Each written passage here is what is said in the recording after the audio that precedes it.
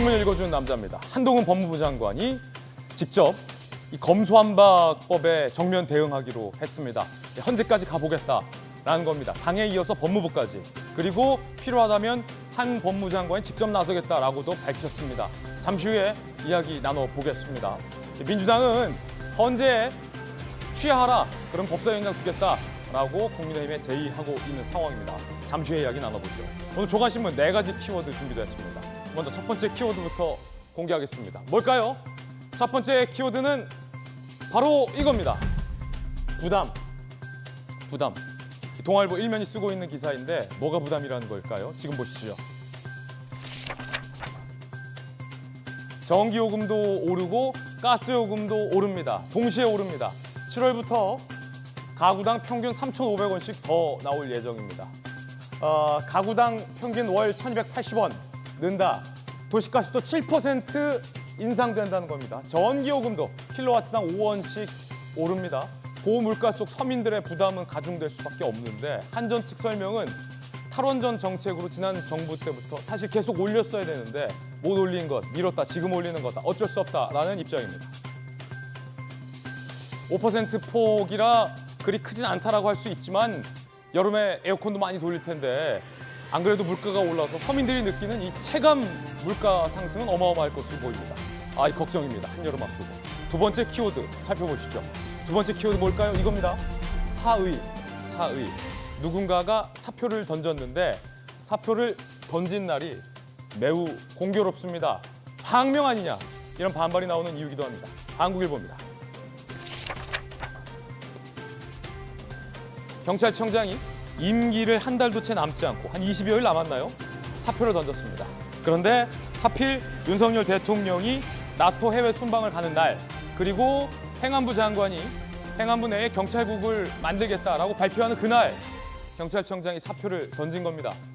근간을 변화시켜야 된다라고 사표를 던졌는데 여권에서는 특히 권성동 원내대표는 강한 항명이다라며 강하게 비판하고 있는 그런 상황입니다.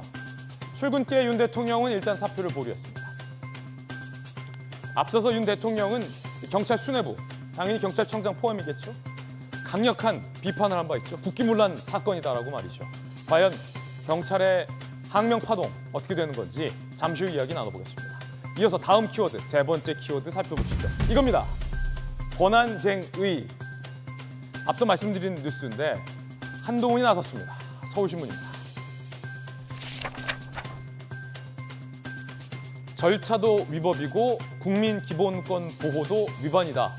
검수완박의 실질적 피해자는 국민이다.